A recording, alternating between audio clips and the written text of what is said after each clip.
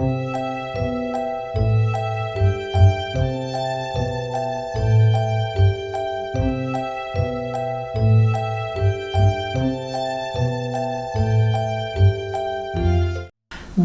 et bienvenue au manoir de l'imaginaire. Alors oui, je sais, j'étais censée avoir tourné la nouvelle intro hivernale et j'étais censée avoir préparé le décor d'hiver, mais je n'arrive définitivement pas à me défaire de Noël. C'est un gros problème, c'est-à-dire que comme je suis encore dans la lecture de romances de Noël, j'ai du mal à ne pas garder mon sapin et tout ça parce que ça me met trop dans l'ambiance, donc voilà quoi.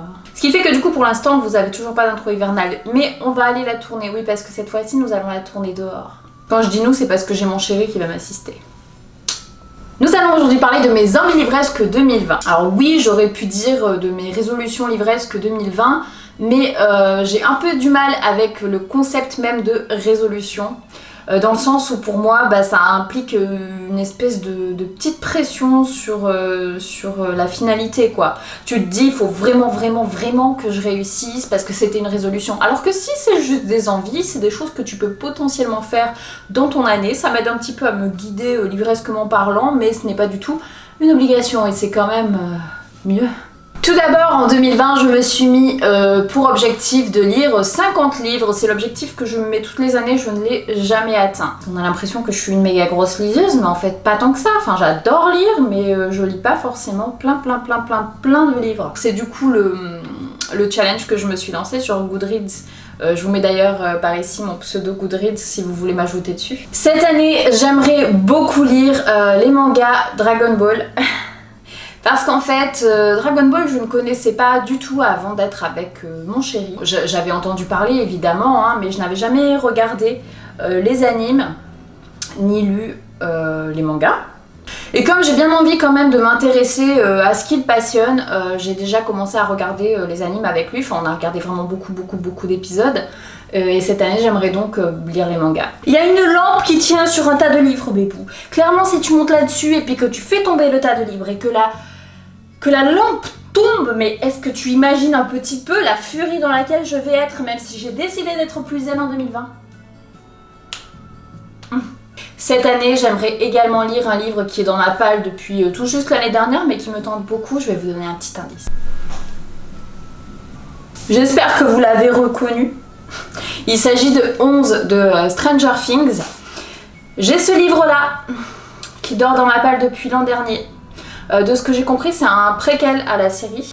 Et comme je suis sacrément fan de la série, j'ai envie un petit peu de lire tout ce qui se fait autour, voilà.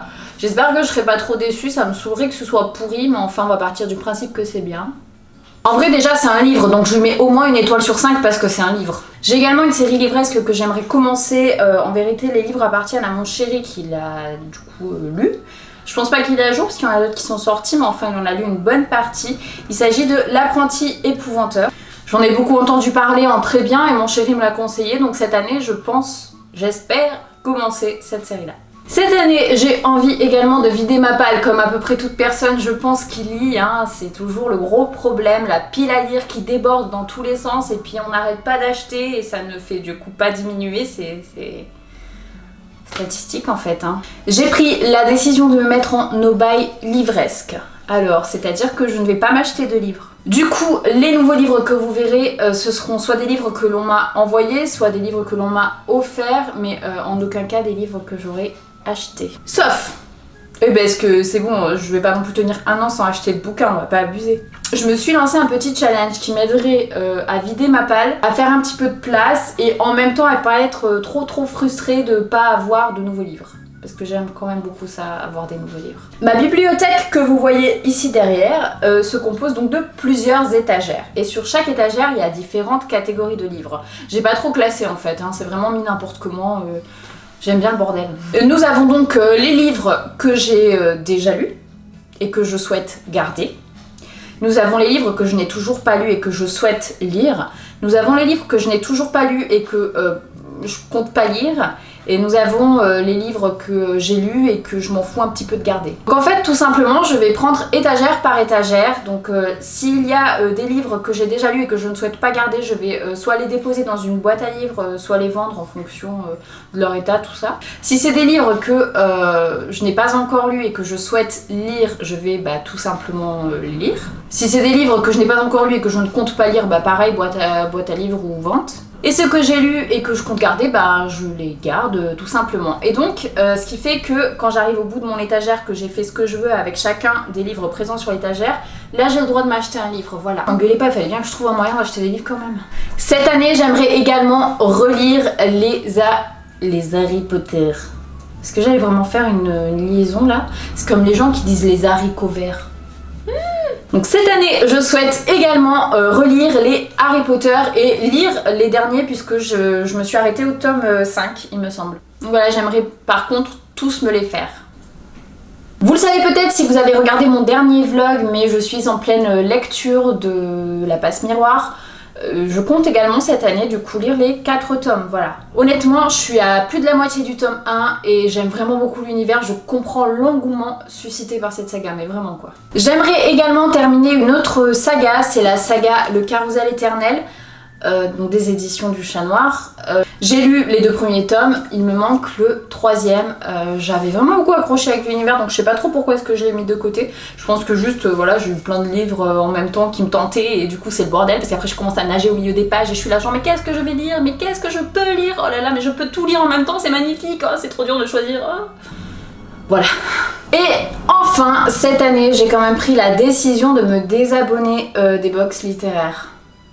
C'est un deuil très difficile à faire. Je pense que éventuellement peut-être à un moment je me prendrai la box 1001 livres momentanément si le thème du mois me plaît beaucoup. Mais en tout cas je me suis désabonnée et de 1001 livres et de Exploratologie.